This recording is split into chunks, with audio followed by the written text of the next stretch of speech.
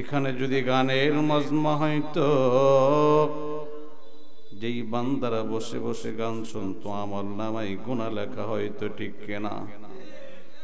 গানের মজমায় বসলে যদি গুনাহ হয়, কোরআনের মজমায় বসলে নেক হবে, কোনো সন্দেহ নাই। আল্লাহ পাক বলে, বান্দা নেকের কাজ তুমি করবা, ভালো কর্ম তুমি করবা, একদিক দিয়ে নেক লেখা হবে আর একদিক দিয়ে গুনাহ মোচন করা হবে। মুফাসসির ইকরাম লেখেন, গুনাহ দ্বারা উদ্দেশ্য হলো গুনাহে সগীরা, ভালো আমলের বদলাতে ছোট ছোট গুনাহগুলো অটোমেটিক্যালি মাফ হয়ে যায়। গুনাহে কাবিরার জন্য তওবা লাগবে, তওবা। আখেরি মোনাজাতে সকলে মিলে খাঁটি তওবা করে দুইটা হাত আল্লাহর দুয়ারে যখন বাড়ায় দেব, খাঁটি তওবার বদলাতে আমার আল্লাহ জিন্দেগির সব গুনাহগুলো মাফ করে দিবেন। সুবহানাল্লাহ। এরি আল্লাহর গোলাম, শুধু গুনাহ মাফ হবে এমনটা না, ফাউলাইকা ইউবাদদিলুল্লাহু সাইয়্যাতিহিম হাসানাত। আল্লাহ পাক রব্বুল আলামিন বলি, বান্দা তওবার মতো যদি তুমি তওবা করতে পারো, আমি আল্লাহ তোমার গুনাহগুলোকে নেক দ্বারা পরিবর্তন করে দেব। সুবহানাল্লাহ। কাজী আখেরি মোনাজাতে খাঁটি তওবা করে গুনাহগুলো মাফ করায়া নিষ্পাপ মাসুম হইয়া আমরা এই ময়দান থেকে বের হব তো রাজি আছি ইনশাআল্লাহ? কে কে রাজি আছি? আল্লাহু আকবার। আওয়াজ দিয়ে বলুন আল্লাহু আকবার। আয় আল্লাহ, হাতগুলোকে তুমি কবুল করে নাও। এলাকায় বহুত মানুষ আছে রে আল্লাহ, তুমি সবাইকে কোরআনের জন্য কবুল করো নাই। এই বান্দাগুলোকে নির্বাচন করেছো, বাছাই করে করে কোরআনের ময়দানে বসায়ছো রে আল্লাহ। আমি মুসাফির তোমার কাছে আবদার রেখে যাই, এই দোস্তগুলোকে হাসরের ময়দানে আরশের ছায়াতলে একটু বসার ব্যবস্থা করে দিও, বলুন আমিন। যেই দোস্তরা এখনো আশেপাশে ঘোরাফেরা করতেছি, অনুরোধ করব অল্প সময়ের জন্য ময়দানে চলে আসেন, লাভ হবে, ফায়দা হবে, উপকার হবে, আরে আখিরাতটা উজ্জ্বল হইতে থাকবে। আল্লাহ পাক রব্বুল আলামিন সবাইকে সঠিক বুঝ দান করে কোরআনের ময়দানের জন্য কবুল করেন, বলুন আমিন। আমি সূরাতুন নিসা এর 36 নম্বর আয়াতটি তেলাওয়াত করছি। আয়াতটিকে সামনে রেখে সংক্ষিপ্ত আকারে কিছু কথা বলার চেষ্টা করব, মালিক যদি তৌফিক দান করেন। সকলে দিল থেকে দোয়া করেন আল্লাহ সুবহানাহু ওয়া তাআলা যেন আয়াতটিকে সামনে রেখে কিছু কথা বলার তৌফিক দান করেন, যেই কথাগুলো আমার জন্য উপকার হয়, আপনাদের জন্য উপকার হয়, এলাকাবাসীর জন্য ফায়দা হয়, বলুন আমিন। তেলাওয়াতকৃত আয়াতের মধ্যে আল্লাহ পাক রব্বুল আলামিন কয়েকটা নির্দেশ আমাদেরকে দিয়েছেন। এই নির্দেশগুলো শুনবো এবং আমল করব। রাজি আছি তো ইনশাআল্লাহ? সকলে আমলের নিয়তে বসি। আল্লাহ তাআলা আমাদের প্রত্যেককে আল্লাহ পাকের নির্দেশগুলো শুনে আমল করার তৌফিক দান করেন। প্রথম যে নির্দেশটি, এটা হলো আমাদের জীবনের মূল টার্গেট, আমাদের জীবনের মূল মাকসাদ, জীবনের মূল উদ্দেশ্য। কেন আল্লাহ পাক রব্বুল আলামিন দুনিয়াতে আমাদেরকে পাঠাইলেন, মালিকের উদ্দেশ্যটা কি, মাকসাদটা কি? আল্লাহ সুবহানাহু ওয়া তাআলা প্রথমে এই মাকসাদটা জানায় দিলেন, ওয়াবুদুল্লাহ, তোমরা ইবাদত করো আল্লাহর। ইবাদত কার? আওয়াজ দিয়ে বলি কার? ভিন্ন আয়াতের মধ্যে আল্লাহ পাক রব্বুল আলামিন বলেন, ইয়া আইয়ুহান নাসু উবুদু রাব্বাকুম, হে লোক সকল, তোমরা তোমাদের রবের ইবাদত করো। আরো স্পষ্ট ভাষায় আল্লাহ পাক রব্বুল আলামিন বলেন, ওয়ামা খালাকতুল জিন্না ওয়াল ইনসা ইল্লা লিয়াবুদুন। আমি আল্লাহ মানব এবং জিন জাতিকে সৃষ্টি করেছি একমাত্র আমার ইবাদতের জন্য। সুবহানাল্লাহ। আল্লাহ পাক বলে, বান্দা তোমরা হইলা আমি আল্লাহর গোলাম, আর তামাম পৃথিবীর মধ্যে যত মাখলুকাত তোমরা দেখো সব মাখলুকাত হলো মানুষের গোলাম। আমার আল্লাহ আসমান বানিয়েছেন আমাদের গোলামির জন্য, জমিন বানিয়েছেন আমাদের গোলামির জন্য, চন্দ্র সূর্য বানাইলেন আমাদের গোলামির জন্য, বাতাস সৃষ্টি করেছেন আমাদের গোলামির জন্য, পানি সৃষ্টি করেছেন আমাদের গোলামির জন্য, জঙ্গলার হিংস্র প্রাণীগুলো আল্লাহ পাক সৃষ্টি করেছেন আমাদের গোলামির জন্য। সুবহানাল্লাহ। বলবেন হুজুর, জঙ্গলার প্রাণীগুলো আবার আমাদের গোলামির জন্য কেমনে সৃষ্টি করলো? বাঘ ভাল্লুক যদি আমাদেরকে দেখতে পায়, খেদমত তো দূরের কথা, আমাদের উপর আক্রমণ করে। এরই আল্লাহর গোলাম, আমরা যদি আল্লাহর গোলামি ঠিক মতো করতে পারি, কসম খোদার, জঙ্গলার বাঘ ভাল্লুকগুলো আমাদের উপর আক্রমণ করবে না, বরঞ্চ আমাদের খেদমত করবে। ঠিক কিনা? নবীর সাহাবী উকবা ইবনে নাফি রাদিয়াল্লাহু তাআলা আনহু আফ্রিকায় চলে গেলেন একটা বাহিনী লইয়া। আফ্রিকার জমিনে ইসলাম কায়েম করবে, বেঈমানদের সাথে মোকাবেলা হবে। সন্ধ্যা হয়ে গেল, উকবা ইবনে নাফি সাথীদেরকে ডাক দিয়ে বলে, সাথীরা আমার, রাতের বেলায় আমাদের বিশ্রাম করা লাগবে, কোথায় বিশ্রাম করা যায়? বলে, উকবা ইবনে নাফি, আপনি হলেন আমাদের নেতা, আপনি হলেন কমান্ডার, আপনি যেই জায়গা নির্ধারণ করবেন আমরা সেখানেই বিশ্রাম নিব। উকবা ইবনে নাফি ডাক দিয়ে বলে, ও আমার সাথীরা শোনা নাও, আমার মনটা বলে আফ্রিকার জঙ্গলে আমরা রাতের বেলায় বিশ্রাম করব। সুবহানাল্লাহ বলেন না? সাথী সঙ্গে ডাক দিয়ে বলে, উকবা ইবনে নাফি, আফ্রিকার জঙ্গলে বাঘ ভাল্লুক থাকে, সাপ বিচ্ছু থাকে, হিংস্র প্রাণীরা থাকে, আমরা যদি বিশ্রাম করতে যাই আমাদের উপর আক্রমণ করবে, কাজী অন্য সিদ্ধান্ত গ্রহণ করো। নবীর সাহাবী উকবা ইবনে নাফি রাদিয়াল্লাহু তাআলা আনহু ডাক দিয়ে বলে, সাথীরা আমার, টেনশন করিও না, আমরা হইলাম আল্লাহর গোলাম, আর তামাম পৃথিবীর মাখলুকাত হলো আমাদের গোলাম। আমি সামনে যাই, তোমরা আমার পিছনে পিছনে আসো। উকবা ইবনে নাফি রাদিয়াল্লাহু তাআলা আনহু আফ্রিকার জঙ্গলে গমন করিয়া হিংস্র প্রাণীদেরকে একটা ভাষণ প্রদান করলেন, আইয়াতুহাল হাশারাতু ওয়াসসিবাগ নাহনু আসহাবু রাসূলিল্লাহি সাল্লাল্লাহু আলাইহি ওয়াসাল্লাম ফারহালু ইন্না নাজিলুনা ফামান ওয়াজাদনাহু বাদু কতালনাহু। এই আফ্রিকার জঙ্গলের হিংস্র প্রাণীরা শোনা নাও, আমরা কিন্তু নবীর সাহাবী। সুবহানাল্লাহ বলেন না? ফারহালু, তোমরা এই জায়গা খালি করে চলে যাও, ইন্না নাজিলুনা, আমরা এখানে অবস্থান করব, ফামান ওয়াজাদনাহু বাদু কতালনাহু।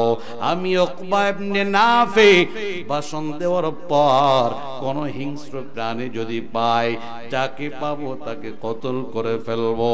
আল্লাহর নবীর সাহাবী উকবা ইবনে নাফি ভাষণ দেওয়ার সাথে সাথে বাঘ ভাল্লুক দৌড়ানো আরম্ভ করেছে। সুবহানাল্লাহ।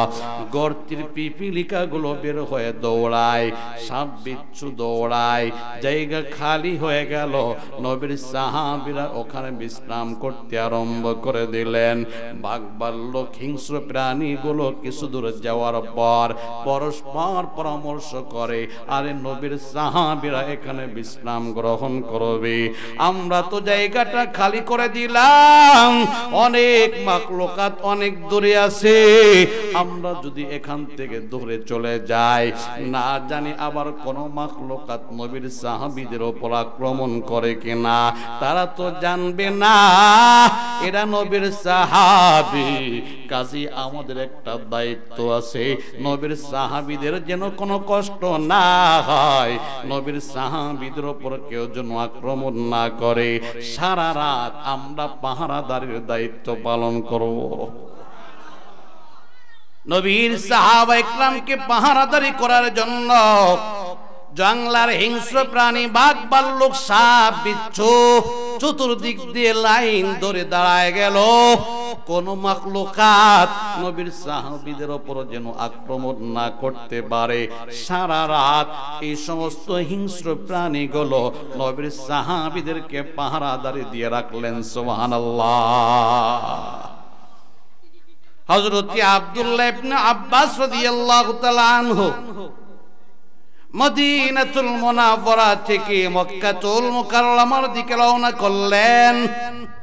কিছু দূর অগ্রসর হওয়ার পর তাকায় দেখে অনেকগুলো মানুষ দাঁড়িয়ে আছে। জিজ্ঞাসা করে, হে আল্লাহর বান্দারা, তোমরা কেন এখানে দাঁড়ায় রইলা? বলি, আব্দুল্লাহ ইবনে আব্বাস, ওই যে তাকায় দেখো রাস্তার মাঝখানে একটা বাঘ শুয়ে, তোমরা তো আল্লাহর গোলাম আর तमाम পৃথিবীর মাখলুকাত আমাদের গোলাম, তোমরা দাঁড়াও, আমি আব্দুল্লাহ ইবনে আব্বাস সামনে অগ্রসর হয়। নবীর সাহাবী আব্দুল্লাহ ইবনে আব্বাস রাদিয়াল্লাহু তাআলা আনহু সামনে অগ্রসর হইয়া বাঘের কানটা ধরে একটা টান দিলেন। সুবহানাল্লাহ। কানে কানে বলে, আইয়ুহাল আসাদ নাহনু আসহাবু রাসূলিল্লাহি সাল্লাল্লাহু আলাইহি ওয়াসাল্লাম, এরি বাঘ শুনে নাও, আমরা হইলাম নবীর সাহাবী। খবরদার কারো উপর যেন কোনো আক্রমণ না হয়, যদি আক্রমণ করো নবীর কাছে কিন্তু তোমার বিরুদ্ধে নালিশ দিয়ে দিব। সুবহানাল্লাহ বলবেন না? আব্দুল্লাহ ইবনে আব্বাস রাদিয়াল্লাহু তাআলা আনহু বাঘের কানটা ধরে দাঁড়ায় রইলেন।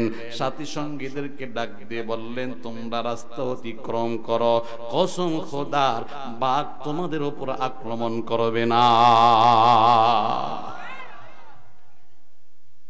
বাংলার জমিনে একদিন গৌর গোবিন্দ আজান বন্ধ করে দিল। বলে, আজান হবে না, আজান হবে না। মুসলমান গরু জবাই করে, বলে গরু জবাইয়ের বিধান বন্ধ করে দাও। মুসলমান যেন গরু জবাই করতে না পারে। নাউজুবিল্লাহ। এরি আল্লাহর গোলাম। আওয়াজটা চলে গেল শাহ জালাল ইয়ামানি রহমাতুল্লাহ আলাইহির কানে। শাহ জালাল সাথীদেরকে ডাক দিলেন, ও আমার সাথীরা, বাংলার জমিনে গরু গোবিন্দ আল্লাহর বড় দুশমন, নবীর বড় দুশমন, আল্লাহর জমিনে আজান বন্ধ করে দেয়। কাজী এখানে বসে থেকে কোনো লাভ নাই। আরে আমাদের জীবনের মূল টার্গেট তো দুনিয়া না, আমাদের জীবনের মূল টার্গেট তো জান্নাত। আমাদের জীবনের মূল টার্গেট দুনিয়া না, আমাদের জীবনের মূল টার্গেট তো আখিরাত। আমাদের জীবনের মূল টার্গেট দুনিয়া না, আমাদের জীবনের মূল টার্গেট তো আল্লাহ পাকের গোলামি। আমাদের জীবনের মূল টার্গেট দুনিয়া না, আমাদের জীবনের মূল টার্গেট আল্লাহ, আল্লাহর রাসূলের সন্তুষ্ট অর্জন করা। আল্লাহর জমিনে আল্লাহর নাফরমান বান্দা আজান বন্ধ করে দিবে, আমরা বসে থাকবো, হবে না।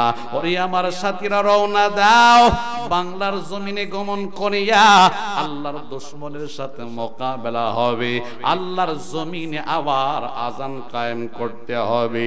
সাথে সাথে 360 জন সঙ্গী দাঁড়ায় গেলেন, শাহজালাল তুমি সামনে আগাও, আমরা তোমার পিছনে পিছনে আসি। সুবহানাল্লাহ। শাহজালাল ইয়ামানি 360 জন সঙ্গী লয়া রওনা করলেন।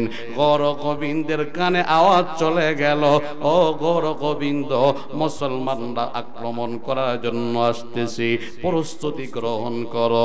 গৌর গোবিন্দ বলে, মুসলমানরা তো বড় দুর্বল, আমরা তো অনেক সবল, আমাদের অস্ত্রের অভাব নাই, মুসলমানদের কাছে তো তেমন কোনো অস্ত্র নাই, তারা আবার আমাদের উপর কি আক্রমণ করবে?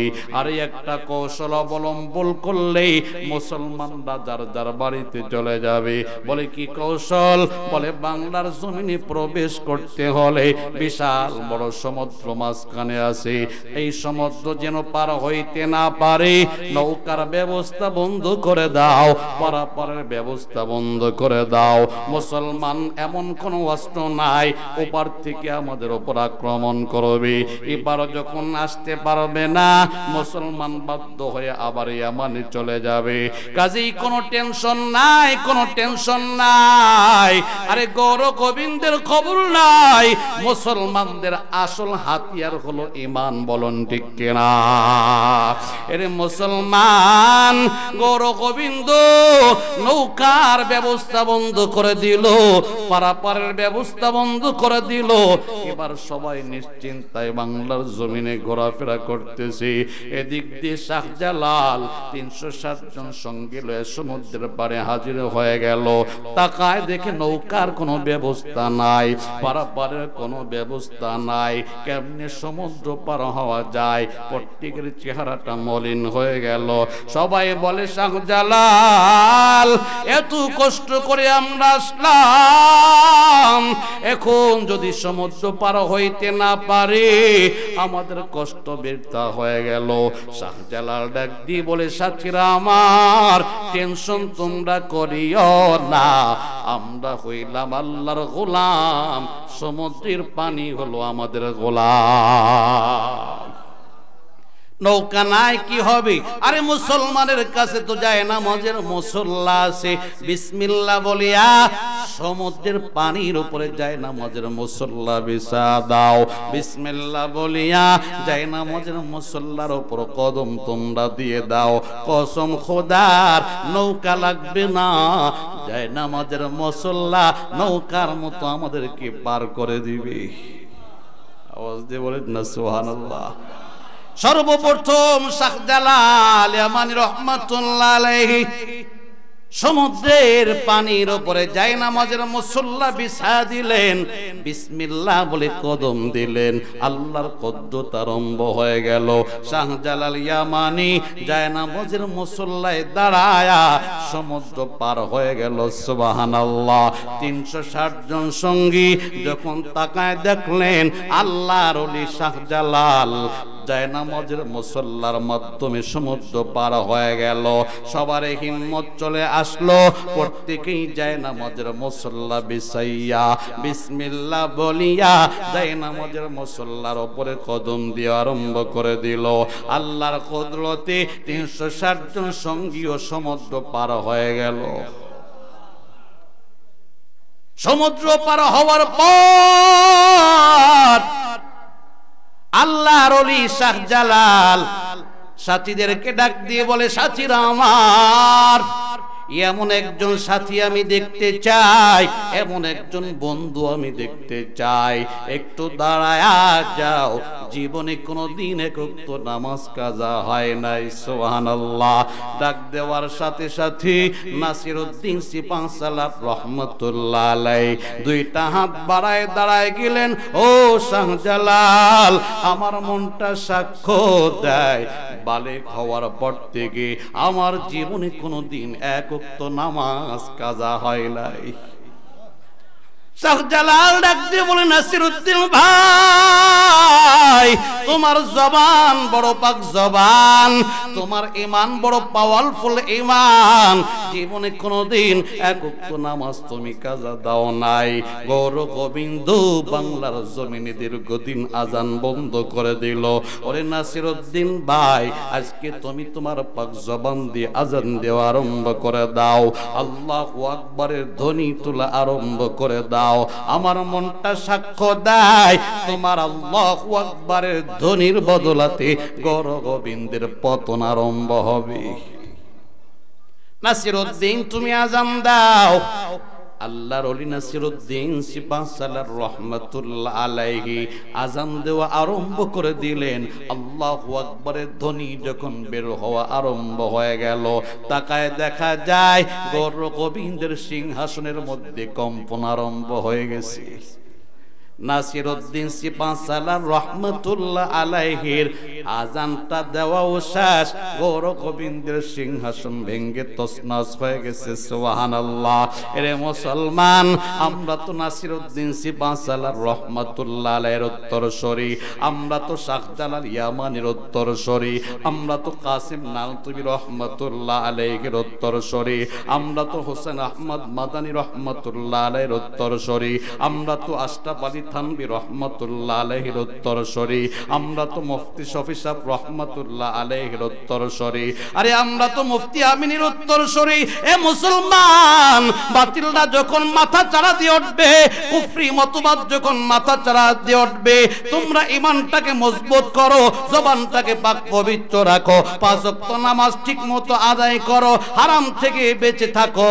বাতিলরা যখন মাথা চাড়া দিয়ে উঠবে, মুসলমান আল্লাহু আকবারের ধ্বনি তুলিয়া ময়দানে ঝাঁপিয়ে পড়বে। কসম খোদার, নাস্তিক মুরতাদদের অন্তরে কম্পন আরম্ভ হবে, ঠিক কিনা? এরে মুসলমান, মুসলমানদের আল্লাহু আকবারের ধ্বনি এটা বড় হাতিয়ার, তবে ঈমানটা মজবুত করা লাগবে। ঈমানটা মজবুত যদি হয়, অস্ত্র লাগবে না। আল্লাহু আকবারের ধ্বনির বদলাতে বেঈমান কাফের মুশরিকের দল বাংলার জমিন থেকে পালাইতে বাধ্য হবে, ঠিক কিনা? এরি আল্লাহর গোলাম, ইতিহাস খুলে দেখুন, সাহাবা ইকরামের নাম শুনলে কাফেররা থরথর করে কাঁপতো। খালিদ বিন ওয়ালিদ রাদিয়াল্লাহু তাআলা আনহু যেই যুদ্ধে অংশগ্রহণ করে যুদ্ধে বিজয় মুসলমানদের হয়ে যায়। সুবহানাল্লাহ। মুসলমানদের সংখ্যা মাত্র 12,000, কাফেরদের সংখ্যা 60,000। নেতা হলেন, কমান্ডার হলেন খালিদ বিন ওয়ালিদ রাদিয়াল্লাহু তাআলা আনহু। সাথীদেরকে ডাক দিয়ে বলে, তোমরা আস্তে আস্তে আসো, আমাকে সামনে অগ্রসর হইতে দাও। খালিদ বিন ওয়ালিদ রাদিয়াল্লাহু তাআলা আনহু একাকী কাফেরদের 60,000 সৈন্যের মাঝখানে চলে গেছে। সুবহানাল্লাহ। কেমনে গেল? যখন কাফেররা তাকায় দেখছি খালিদ বিন ওয়ালিদ আসতেছে, প্রত্যেকের মধ্যে কম্পন আরম্ভ হয়ে গেল। বলে, রাস্তা করে দাও, নবীর সাহাবী সামনে যাবে। সবাই রাস্তা করে দিল। খালিদ বিন ওয়ালিদ 60,000 সৈন্যের মাঝখানে দাঁড়ায়া 2 লাইন কবিতা পাঠ করতে দেরি হয়, কাফের মুশরিকরা পালাইতে দেরি করে না। হাতি অস্ত্র নেওয়া লাগে নাই। খালিদ বিন ওয়ালিদের 2 লাইন কবিতা পাঠ করার সাথে সাথে কাফেরদের মধ্যে কম্পন আরম্ভ হয়ে গেছে। সবাই দৌড়াদৌড়ি আরম্ভ করে দিল। খালিদ বিন ওয়ালিদ রাদিয়াল্লাহু তাআলা আনহু বিজয়ের পতাকা হাতের মধ্যে নিয়ে উড়াইলেন। এমন সময় তাকায় দেখি তার 12,000 সৈন্য সবে মাত্র আগমন করছে। এর আল্লাহর গোলাম আল্লাহ পাক রব্বুল আলামিন বলে, বান্দা, 2টা শর্ত যদি তোমরা মানতে পারো, আমি আল্লাহ 3টা পুরস্কার তোমাদেরকে দান করব। 1 নম্বর পুরস্কার, লা ইস্তাখলিফান্নাহুম ফিল আরদি কামা ইস্তাখলাফাল্লাযিনা মিন ক্বাবলিহিম, তাদেরকে খিলাফতের দায়িত্ব দিব। সুবহানাল্লাহ। 2 নম্বর পুরস্কার, ওয়ালা ইউমাক্কিনান্না লাহুম দীনাহুমুল্লাযী ইরতাদা লাহুম, আমি আল্লাহ ইসলাম ধর্মটাকে तमाम পৃথিবীর মধ্যে প্রতিষ্ঠিত করে দেব। সুবহানাল্লাহ। 3 নম্বর পুরস্কার, ওয়ালা ইউবাদদিলাল্লাহুম মিন বাদি খাউফিহিম আমনা, আমি আল্লাহ মুসলমানদের অন্তর থেকে ভয় ভীতি দূর করে করিয়া মুসলমানদেরকে নিরাপত্তা দান করব। সুবহানাল্লাহ।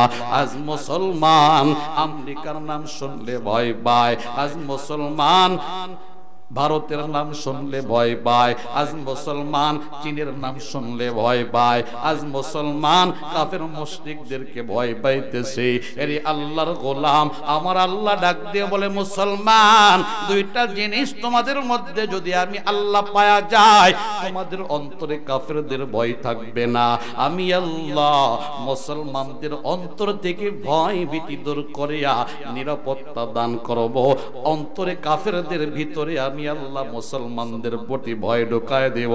কাফের বেঈমানেরা মুসলমানদের নাম শুনবে তো থরথর করে কাঁপা আরম্ভ করবে। তবে দুইটা শর্ত লাগবে। এক নম্বর শর্ত, ওয়াদাল্লাহুল্লাযীনা আমানু মিনকুম ওয়া আমিলুস সালিহাত। এক নম্বর শর্ত হলো ঈমান, আর দুই নম্বর শর্ত হলো নেক আমল, নেক আমল, নেক আমল। আল্লাহ পাক বলে, বান্দা ঈমান আর নেক আমল যদি মুসলমান তোমরা ঠিক করে ফেলাও, আমি আল্লাহ ওয়াদা দিলাম তোমাদের অন্তরে বেঈমানদের ভয় থাকবে না, বরং বেঈমানদের অন্তরে মুসলমানের ভয় থাকবে। সুবহানাল্লাহ। কিন্তু আফসোসের বিষয়, আজকে মুসলমানের নেক আমলের অভাব, নেক আমলের অভাব। মসজিদে আজান হয়, মুসল্লির বড় অভাব, ঠিক কিনা? দোকানদার আজান শুনতে পায়, প্রয়োজন ছিল আজান শুনিয়া দোকান বন্ধ করে আল্লাহর ঘর মসজিদে হাজির হয়ে যাবে। ব্যবসায়ী ভাই আজান শুনতে পায়, প্রয়োজন ছিল আজান শোনার পর ব্যবসা বাণিজ্য বন্ধ করে আল্লাহর ঘর মসজিদে হাজির হয়ে যাবে। কৃষক বান্দারা আজান শুনতে পায়, প্রয়োজন ছিল কৃষিকাজ বন্ধ করে আল্লাহর ঘর মসজিদে হাজির হয়ে যাবে। আম্মা জানেরা সংসারের কাজ নিয়ে বড় ব্যস্ত, আজান শুনতে পায়, প্রয়োজন ছিল আম্মা জানেরা আজান শোনার পরে কাজ বন্ধ করিয়া যায় নামাজের মুসল্লায় নামাজে দাঁড়িয়ে যাবে। কিন্তু আফসোসের বিষয়, আজকে মুসলমানদের হালাতের দিকে তাকাইলে অন্তরে কষ্ট লাগে, অন্তরে ব্যথা লাগে। আজান হয়, মুসলমান দোকানটা বন্ধ করে না। আজান হয়, ব্যবসায়ী ভাই ব্যবসা বন্ধ করে না। আজান হয়, কৃষক দোস্তরা কৃষিকাজ বন্ধ করে না। বলে আগে দুনিয়া, আগে দুনিয়া, আগে দুনিয়া। আমাদের এখন এই হালাত হয়ে গেল, প্রত্যেকের চিন্তা, যদি নামাজ পড়তে যায় আমার ব্যবসা নষ্ট হয়ে যাবে, যদি নামাজ পড়তে যায় কাজের মধ্যে ব্যাঘাত ঘটবে। এই জন্য দুনিয়াদারি করতে গিয়া নামাজ কাজা হয়ে যায়। 1 ওয়াক্ত, 2 ওয়াক্ত, 5 ওয়াক্ত, 10 ওয়াক্ত মসজিদে হাজির হয় না, অন্তরে একটা ধাক্কা পর্যন্ত লাগে না। আমার নবীজি বললেন, এরে উম্মাত, 1 ওয়াক্ত নামাজ তুমি ইচ্ছাকৃতভাবে কাজা করবা, জানো তোমার ক্ষতিটা কত হয়ে গেল? 1 ওয়াক্ত নামাজের কারণে 2,88,00,000 বছর জাহান্নামে তোমার থাকা লাগবে। মাত্র 1 ওয়াক্ত নামাজ তুমি ইচ্ছাকৃতভাবে কাজা করে ফেললা। রহমতের নবীর হাদিসের ভাষ্য অনুযায়ী 2,88,00,000 বছর জাহান্নামের আগুনে পোড়া লাগবে। হায় মুসলমান বোঝে না, মনে করতেছে আমি যদি কাজ বাজ বন্ধ করিয়া আল্লাহর ঘর মসজিদে চলে যাই আমার লস হয়ে যাবে। না রে দোস্ত, না। রিজিক দেওয়ার মালিক আমার আল্লাহ, রিজিক দেওয়ার মালিক আমাদের লাভ। এরি আল্লাহর গোলাম, আমার আল্লাহ স্পষ্ট জানাই দিলেন, ওমা মিন দাব্বাতিন ফিল আরদি ইল্লা আলাল্লাহি রিজকুহা। আমি আল্লাহ तमाम পৃথিবীর মধ্যে যত মাখলুকাত আছে সব মাখলুকাতের রিজিকের দায়িত্ব নিয়ে নিলাম। সুবহানাল্লাহ। অন্য আয়াতের মধ্যে আল্লাহ পাক বোঝায়, নাহনু কাসামনা বাইনাহুম মাইশাতাহুম ফিল হায়াতিদ দুনিয়া। হে বান্দা, আমি আল্লাহ পার্থিব জিন্দেগির রিজিক তাকসিম করে দিয়েছি, বন্টন করে দিয়েছি। মুফাসসির নাম লেখে, আমার আল্লাহ আমাদেরকে সৃষ্টির 50,000 বছর আগে রিজিকের ফয়সালা করে দিয়েছে। অনেকের মধ্যে প্রশ্ন হবে, হুজুর আল্লাহ পাক রব্বুল আলামিন যেহেতু রিজিক তাকসিম করে দিলেন, বন্টন করে দিলেন, সবাইকে কেন ধনী বানাইলেন না? সবাইকে কেন সমানভাবে সম্পদ দিলেন না? আমরা তাকায় দেখি একজন ধনী আর একজন গরিব, একজন সম্পদশালী আর একজন নিঃসম্বল। হুজুর আমি জানতে চাই আল্লাহ পাক কেন পক্ষপাতিত্ব করলেন? একজনকে ধনী বানাই আর একজনকে কেন গরিব বানায়?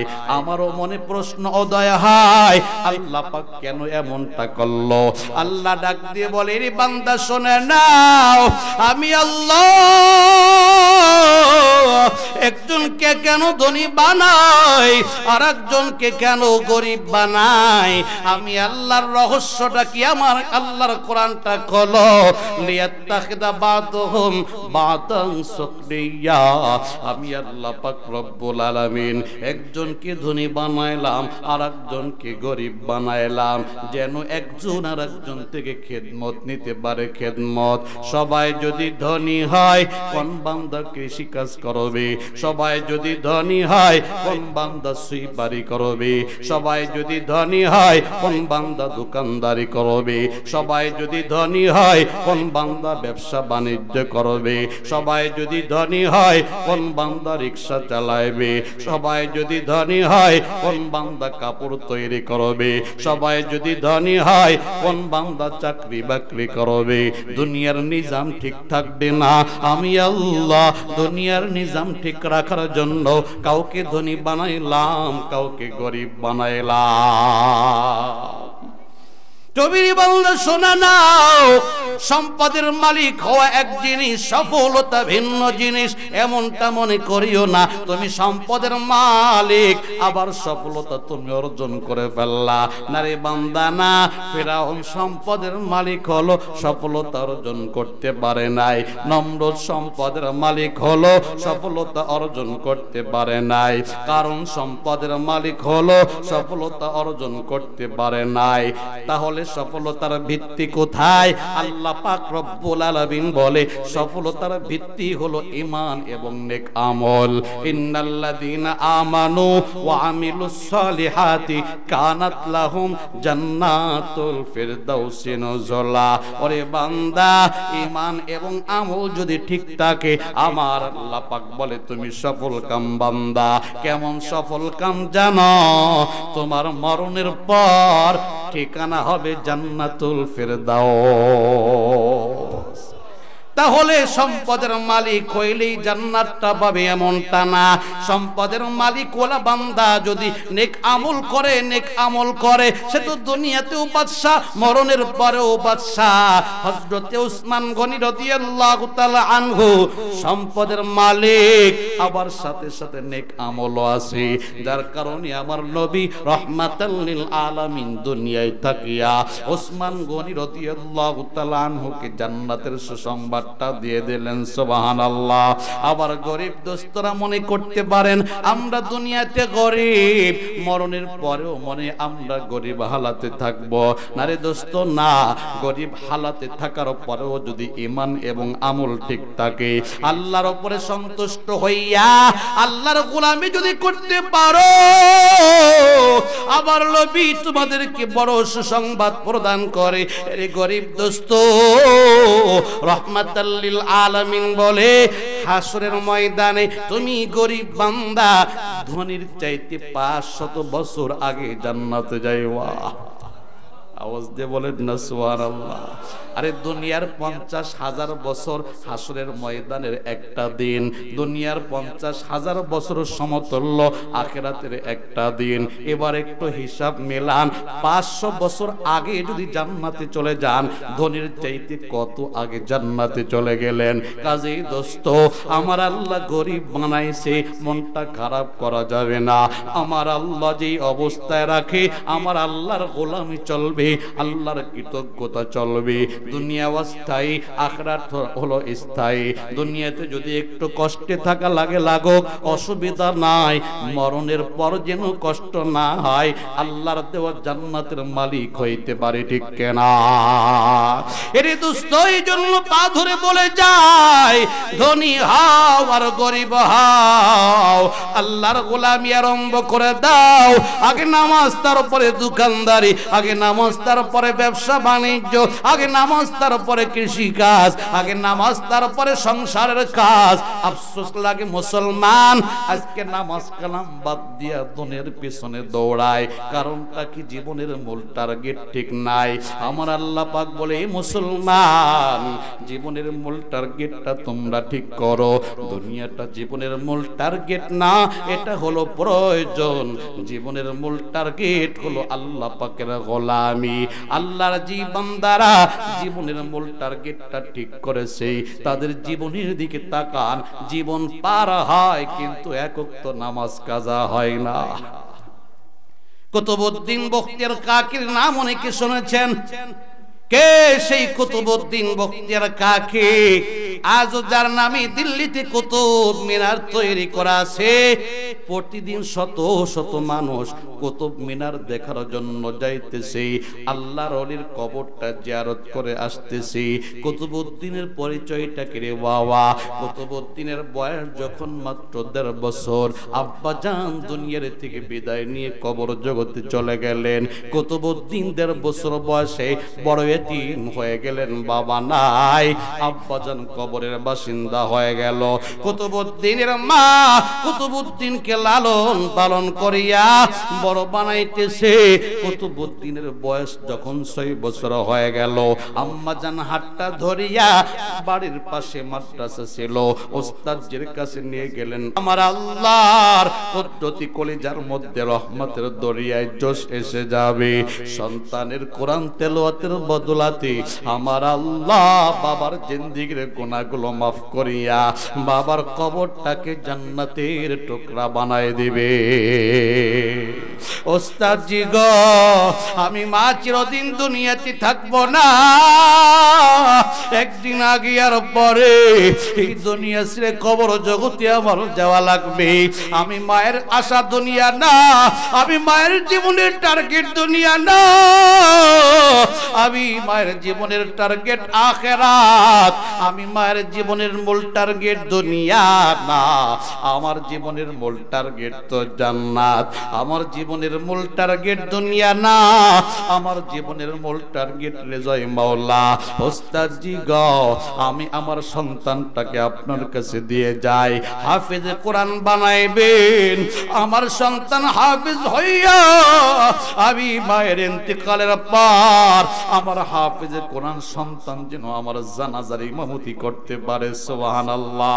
আমার মনটা সাক্ষ্য দেয়, আমার হাফেজে কোরআন সন্তান যদি আমি মায়ের জানাজার ইমামতি করতে পারে, আমার আল্লাহ খুশি হইয়া আমি মার জিন্দেগির গুনাহগুলো মাফ করে দিবে। সুবহানাল্লাহ। কবরের পারে দাঁড়ায়া আমার কুতুবউদ্দিন আল্লাহর কালাম তেলাওয়াত করবে, আল্লাহর কোরআন পড়বে, আমি মায়ের জন্য দোয়া করতে থাকবে। আমি মার মনটা সাক্ষ্য দেয়, হাফেজে কোরআন সন্তানের দোয়ার বদলাতে আমার আল্লাহ মায়ের কবরটাকে জান্নাতের টুকরা বানায় দিবে। এই জন্য আমি মা সন্তানটাকে আপনার কাছে রেখে যাই, আমার সন্তানকে হাফেজে কোরআন আপনি বানাইবেন। আমি মায়ের জীবনের টার্গেট দুনিয়া না রে, আমার জীবনের টার্গেট তো আখিরাত। সন্তানটাকে আলিফ বা তার সবকটা আজকে দিয়ে দিবেন। কুতুবউদ্দিনের মা ওস্তাদজির কাছে সন্তানটাকে রেখে বাড়িতে চলে গেলেন। ওস্তাদজি খুশি হইয়া ওযু বানায়া কুতুবউদ্দিনকে নিয়ে বসলেন। বাবা কুতুবউদ্দিন, তুমি বড় ইতিম, বাবা দুনিয়াতে নাই, কবরের বাসিন্দা হয়ে গেছে। অনেক কষ্ট করে তোমার কলিজার টুকরা মা তোমাকে লালন পালন করে। ওরে কুতুবউদ্দিন, আজকে আলিফ বা তার সবকটা তুমি লইবা, মনোযোগ দিয়ে পড়ালেখা করবা, হাফেজ কোরআন হইবা, বড় হইয়া বাবার কবরের পারে দাঁড়ায়া আল্লাহর কালাম তেলাওয়াত করবা। আব্বা জান খুশি হবে। আম্মা জানের ইন্তিকালের পর মার কবরের পারে দাঁড়ায়া আল্লাহর কালাম তেলাওয়াত করবা, আম্মা জানের দিলটা খুশি হয়ে যাবে। কাজী মনোযোগ দিয়ে তুমি আজকে লেখাপড়া করবা। কুতুবউদ্দিন তুমি পড়ো আলিফ বা তা সা জিম হা খ দাল দাল, আলিফ বা তা পড়ানো আরম্ভ করে দিল। কিন্তু কুতুবউদ্দিন 6 বছরের শিশু বাচ্চা, আলিফ বা তা পড়ে না, সূরাতুল ফাতিহা মুখস্থ তেলাওয়াত আরম্ভ করে দিয়েছি। ওস্তাদজি মনে মনে চিন্তা করে, কুতুবউদ্দিন মনে হয় কলিজার টুকরা মায়ের কাছ থেকে শুধুমাত্র সূরাতুল ফাতিহা মুখস্থ করেছে, এরপরে জবান বন্ধ হয়ে যাবে। যখন বন্ধ হবে আমি ওস্তাদজি সবক দেওয়া আরম্ভ করে দেব। কিন্তু না না, কুতুবউদ্দিন সূরাতুল ফাতিহা শেষ করে জবান বন্ধ করে না, সূরাতুল বাকারা তেলাওয়াত আরম্ভ করে দিল। সুবহানাল্লাহ। সূরাতুল বাকারা শেষ হয়ে গেল, সূরাতুল আল ইমরান তেলাওয়াত আরম্ভ করে দিল। সূরাতুল আল ইমরান শেষ হয়ে গেল, সূরাতুন নিসা তেলাওয়াত আরম্ভ করে দিল। সূরাতুন নিসা শেষ হয়ে গেল, সূরাতুল মাইদা তেলাওয়াত আরম্ভ করে দিল। ওস্তাদজি হাঁ করে তাকায় রইলেন। 6 বছরের সন্তান কি খেলা দেখায় রে, কি খেলা দেখায়। আম্মা জান নিয়ে আসছি, আলিফ বা তার সবক দিয়ে দিতাম। আর শিশু বাচ্চা কি করে রে, একে একে 17 পারা কোরআন মুখস্থ শোনায় দেয়। ওস্তাদজি আনন্দ চিত্তে চোখের পানি ছেড়ে দিলেন। কত সন্তান এই পর্যন্ত পাইলাম, এত চমৎকার এত সুন্দর সন্তান পাই নাই। এই সন্তানটাকে যদি মানুষের মতো মানুষ বানাইতে পারে, আমি ওস্তাদজি হাসরের ময়দানে আল্লাহর সামনে পেশ করতে পারবো। আল্লাহ,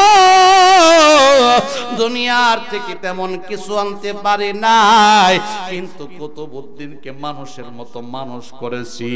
আমি বড় খুশি। কুতুবউদ্দিন 6 বছর বয়সে 17 পারা কোরআন মুখস্থ শোনায় দিল। ডাক দিয়ে বলে, বাবা কুতুবউদ্দিন, তোমার বাড়িতে আমাকে একটু নিয়ে যাও, পর্দার আড়ালে দাঁড়ায়া আমি ওস্তাদজি তোমার মায়ের সাথে একটু কথোপকথন করব। একটা বিষয়ে জানতে মন চায়, তোমার বাড়িতে আমাকে একটু নিয়ে চলো। কুতুবউদ্দিন ওস্তাদজির হাতটা ধরিয়া বাড়িতে নিয়ে চলে গেলেন। আম্মা জানকে ডাক দিয়ে বলেন, মা ওস্তাদজি আসছি, আপনার সাথে পর্দার আড়ালে দাঁড়ায়া একটু কথোপকথন করবে। আম্মা জান দৌড়ে আসলেন, ও কুতুবউদ্দিনের উস্তাদ, বলুন কেন আসলেন? আমার সন্তান কোনো বিয়াদবি করে ফেললো কিনা? আমার সন্তান আপনাকে কষ্ট দিয়ে ফেললো কিনা? ওস্তাদজি বলে, না রে মানা, আমি একটা বিষয় জানার জন্য আসলাম। বলে, কি বিষয়? আপনার কুতুবউদ্দিন 17 পারা কোরআন কেমনে মুখস্থ করছি? আম্মা জান ডাক দিয়ে বলে, কি বলেন উস্তাদজি? আমার কুতুবউদ্দিন 17 পারা কোরআন মুখস্থ করছে, আমি মাই তো জানি না। সুবহানাল্লাহ বলবেন না? আপনি হলেন আমার কুতুবউদ্দিনের প্রথম উস্তাদ। আপনার আগে কোনো শিক্ষক রেখে দেয় নাই, আপনি হলেন আমার কুতুবউদ্দিনের প্রথম শিক্ষক। আমার কুতুবউদ্দিন 17 পারা কোরআন কেমনে শোনাইলো আমি মাই তো বলতে পারবো না। আপনি আমার কুতুবউদ্দিনকে জিজ্ঞাসা করুন, আমার কুতুবউদ্দিন কেমনে 17 পারা কোরআন মুখস্থ করলো। ওস্তাদজি ডাক দিয়ে বলে, বাবা কুতুবউদ্দিন বলো, 17 পারা কোরআন তুমি কেমনে মুখস্থ করলা? আম্মা জান আলিফ বা তার সবক দেওয়ার জন্য বলল, আমি আলিফ বা তার সবক দেই আর তুমি 17 পারা মুখস্থ শোনায় দাও। আমি জানতে চাই এই 6 বছর বয়সে 17 পারা কোরআন কেমনে মুখস্থ করলা? কুতুবউদ্দিন মুস্কি মুস্কি হাসি আর বলে, উস্তাদজি গো, আমি আমার মায়ের জবানের তেলাওয়াত শুনে শুনে 17 পারা মুখস্থ করে ফেলছি। আমি কুতুবউদ্দিনের মা এমন একজন মা, আমার আম্মা জান আমাকে দুধ পান করায়, জবান দিয়ে কোরআন তেলাওয়াত করতে থাকে। আমার মা এমন একজন মা, আমি কুতুবউদ্দিনকে ঘুম পাড়ায়, জবান দিয়ে কোরআন তেলাওয়াত করতে থাকে। আমার মা এমন একজন মা, আমি কুতুবউদ্দিন যখন কান্নাকাটি করি, আমার কলিজার টুকরা মা আমার কানের কাছে আল্লাহর কালামের তেলাওয়াত শোনায়, আমার কান্না বন্ধ হয়ে যায়। আমি কুতুবউদ্দিন যখন ঘুম থেকে জাগ্রত হই, তাকায় দেখি আম্মা জান কোরআন তেলাওয়াত করে। আমার আম্মা জান এমন একজন মা, রান্না বান্না করে কোরআন তেলাওয়াত করতে থাকে। আমার মা ঘর ঝাড়ু দেয়, জবান দিয়ে কোরআন তেলাওয়াত করতে থাকে। ওস্তাদ জি গো, আমি আমার মায়ের তেলাওয়াত শুনতে শুনতে 17 পারা মুখস্থ করে ফেলছি। কুতুবউদ্দিনের মাও 17 পারা কোরআনের হাফেজা। আরে এখন তো মা আছে, এমন মায়ের বড় অভাব। অধিকাংশ মায়ের দিকে তাকাও, আল্লাহর কালাম তেলাওয়াত করার সুযোগ পায় না। স্বামীর ঘরে বাবার বাড়ির থেকে যেদিন আসলো, বাবার কাছ থেকে একটা কোরআন নিয়ে আসছিল। স্বামীর ঘরে আসার পর আম্মা জান তাকের মধ্যে কোরআনটা রেখে দিল। 10 বছর, 20 বছর, 30 বছর, 40টা বছর পার হয়ে গেল, আম্মা জান একটা দিন কোরআন তেলাওয়াতের সুযোগ পেল না। যদি বলা হয় মা একটু তাক থেকে কোরআনটা পাড়িয়া একটা পারা কোরআন তেলাওয়াত করো, আম্মা জান জবাব দেয় সময় নাই, আমি অনেক ব্যস্ত, অনেক ব্যস্ত, অনেক ব্যস্ত। অথচ তাকায় দেখা যায় প্রতিদিন মোবাইলের পিছনে ওই মা ঘন্টার পরে ঘন্টা সময় ব্যয় করতেছি। মোবাইলের জন্য সময় আছে, কিন্তু আল্লাহর কালামের জন্য সময় নাই। অনেক পুরুষরা খুশি হয়, বলে আজকে মাদেরকে বলতেছে না রে বাবা, না আম্মা জানদের যে হালাত আপনাদেরও একই হালাত। অধিকাংশ বাবার হালাত এমন, 20 বছর, 30 বছর, 50 বছর হায়াত শেষ হয়ে গেল, আল্লাহর কালাম তেলাওয়াতের সুযোগ পায় নাই। যার কারণে ক্ষতি কি হয়ে গেল, আল্লাহর গজব নাজিল হয়, রহমত উঠে যায়। কোরআন ঘরের মধ্যে নাই, আছে মোবাইল নিয়ে বড় ব্যস্ততা, কোরআন ঘরের মধ্যে নাই, আছে টিভি চেয়ারের নিয়ে ব্যস্ততা, কোরআনের পিছনে সময় ব্যয় করা হয় না। প্রতিদিন গান বাজনার পিছনে সময় ব্যয় করা হয়, কোরআন বদদুয়া করে, ওই ঘরের মধ্যে আল্লাহর রহমত আসা বন্ধ হয়ে যায়। যার কারণে দেখা যায় স্বামী স্ত্রীর মধ্যে মিল মহাব্বত নাই, সন্তান মা বাবার মধ্যে মিল মহাব্বত নাই। কেমনে থাকবে? আল্লাহর রহমত আসা বন্ধ হয়ে গেছে। অথচ কোরআনটা যদি তেলাওয়াত করতে পারতা, কসম খোদার আল্লাহর রহমত নাজিল হয়ে যাইতো, দুনিয়াতে ঘরের মধ্যে জান্নাতি বাগান হয়ে যাইতো, ঠিক কিনা?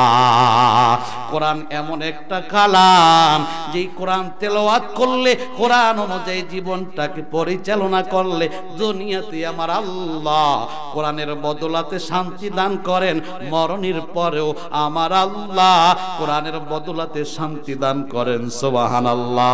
আল কোরআনু শাফিউম মুশাফফাউন ওয়া মাহিল্লুম মুসাদ্দাকুন, মান জালাহু আমামা ফাদাহু ইলাল জান্নাহ ওয়া মান জালাহু খালফা যাকরিহি সাকাতাহু ইলান নার। রহমতের নবী বলে, উম্মত শুনে নাও, কোরআন এমন সুপারিশকারী যার সুপারিশ আল্লাহর দরবারে কবুল হয়, এমন বিতর্ককারী যার বিতর্ক আল্লাহর দরবারে কবুল হয়। মান জালাহু আমামা, আল্লাহর যে বান্দা কোরআনটাকে সামনে রাখে, কোরআন তেলাওয়াত করে, কোরআন অনুযায়ী জীবনটাকে পরিচালনা করে, আল্লাহর নবী বলে এই কোরআনে হাকিম তোমাকে জান্নাত পর্যন্ত পৌঁছায় দেবে। ওমান জালাহু খালফা যাকরিহি সাকাতাহু ইলান নার। আর যে বান্দা কোরআনটাকে পিছনে রেখে দেয়, গান বাজনার জন্য সময় হয়, আল্লাহর কালাম তেলাওয়াতের জন্য সময় হয় না। সব ব্যস্ততা আছে, আল্লাহর কালামের জন্য কোনো ব্যস্ততা নাই। কোরআনটা পিছনে রেখে দিল, 70-80 বছর পার হলো, একটা পারা কোরআন তেলাওয়াত করতে পারলো না।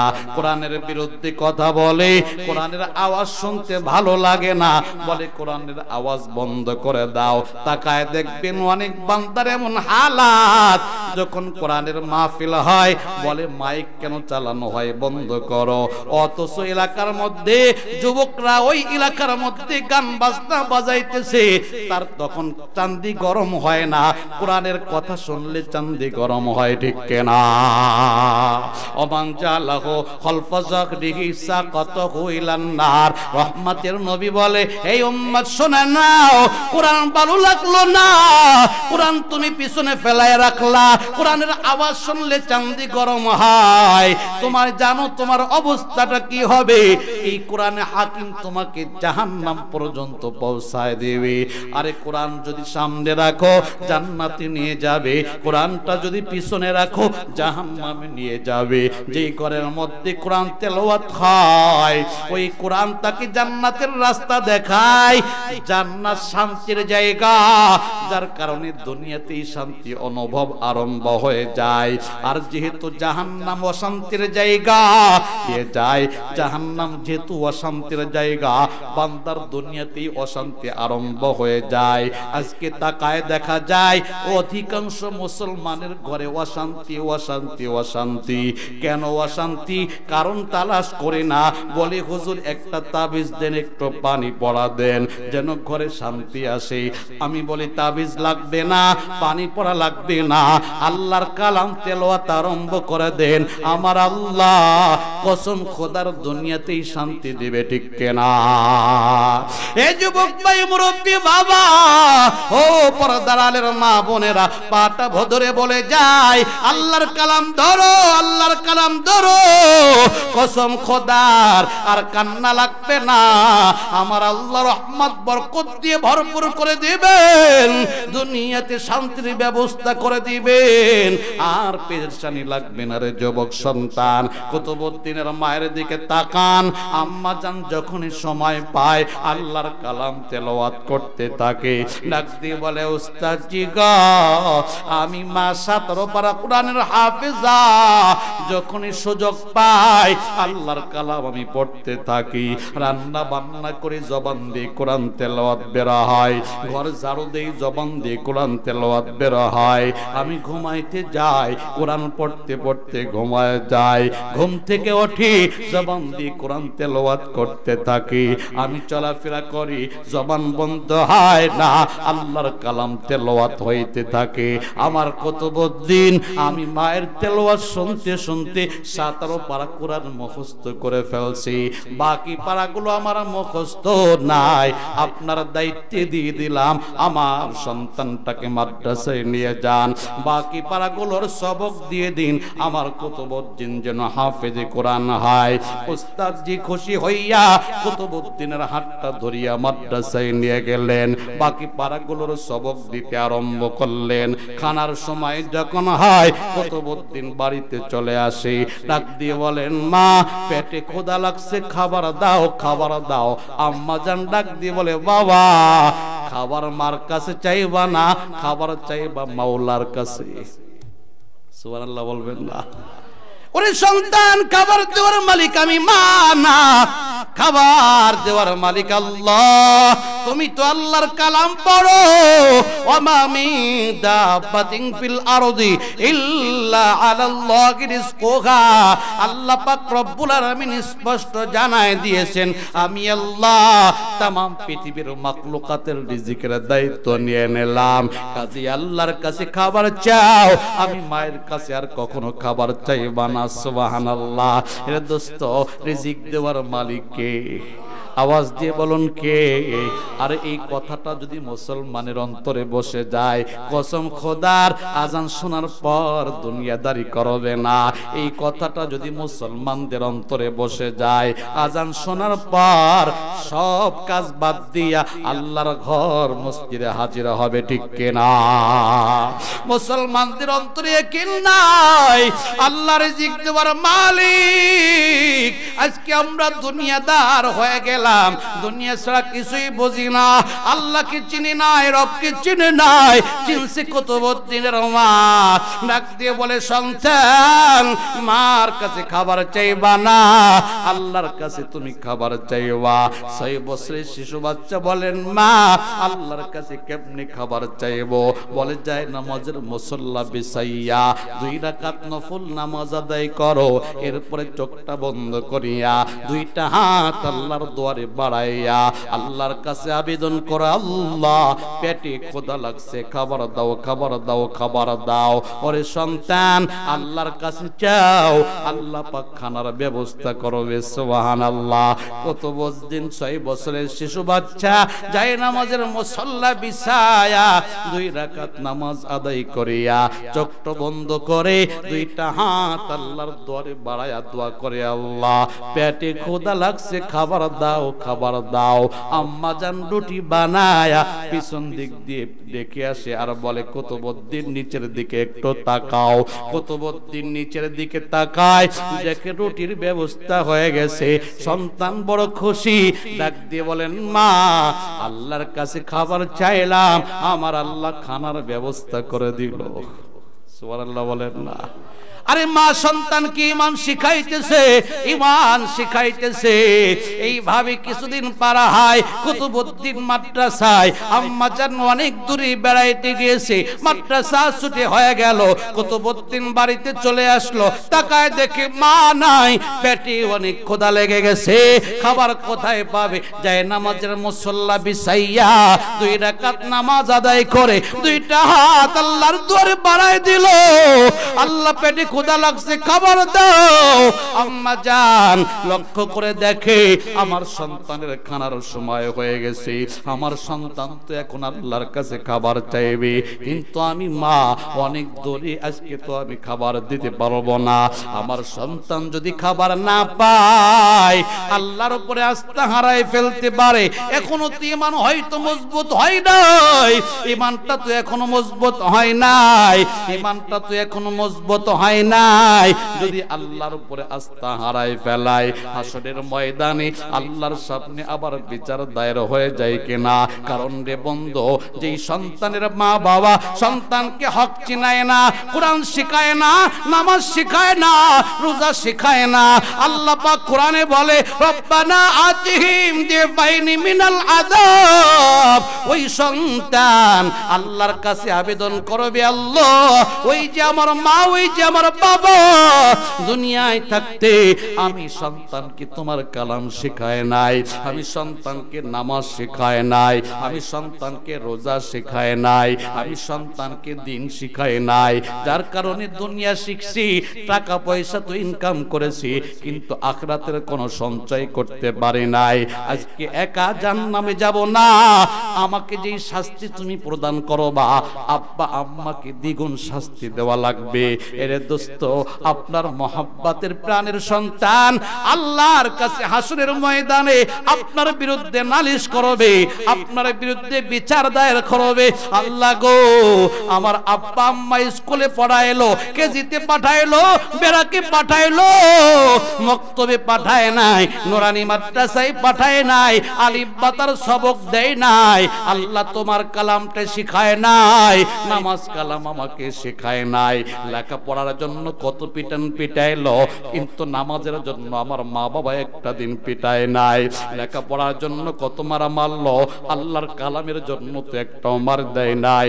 আমার মা বাবা যদি আল্লাহর কালাম শেখানোর জন্য একটু পিটাইতো, নামাজ না পড়ার কারণে যদি একটু আঘাত করত, আমরা সন্তানরা নামাজ পড়তাম, আল্লাহর কালাম তেলাওয়াত করতে পারতাম, আজকে জাহান্নামে যাওয়া লাগতো না। আজকে জাহান্নামে যাওয়ার পিছনে আব্বা আম্মা দায়ী, কাজেই তাদেরকে দ্বিগুণ শাস্তি দাও, দ্বিগুণ শাস্তি দাও। আবার সন্তানরা বলবে নাজআলহুমা তাহতা কদাবিনা লিয়াকুনা মিনাল আসফালিন।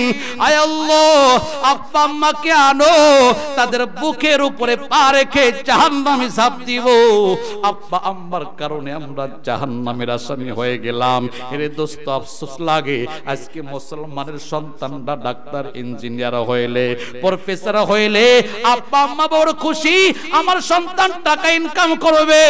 অথচ এই প্রফেসর আল্লাহর কালাম পড়তে পারে না, অথচ এই প্রফেসর তোমার মরণের পর জানাজার দোয়া পর্যন্ত পড়তে পারে না। ও আব্বা আম্মা, ওই সন্তান তোমার জন্য কাল হয়ে দাঁড়াবে, ওই সন্তান তোমার জন্য জাহান্নামের জরিয়া হবে। এই জন্য যুবক ভাই, মুরব্বী বাবা, পা ধরে বলে যায়, সন্তানকে কমাস কম 3টা বছর নুরানি মাদ্রাসায় পড়াইবেন। এখন নুরানি মাদ্রাসায় আল্লাহর কালামও শিক্ষা দেওয়া হয়, বাংলা, অঙ্ক, ইংরেজিও শিক্ষা দেওয়া হয়। 3 বছর পড়বে, আল্লাহর কালামটা পরিপূর্ণভাবে শিখবে। এরপরে স্কুলে পাঠান, কলেজে পাঠান, কোনো আফসোস নাই। প্রাথমিক শিক্ষা যদি কোরআনের শিক্ষা হয়, কোরআনটা যখন সিনার মধ্যে ঢুকে যাবে, কসম খোদার এই কোরআনের আলো বান্দাকে জান্নাত পর্যন্ত পৌঁছায় দিবে।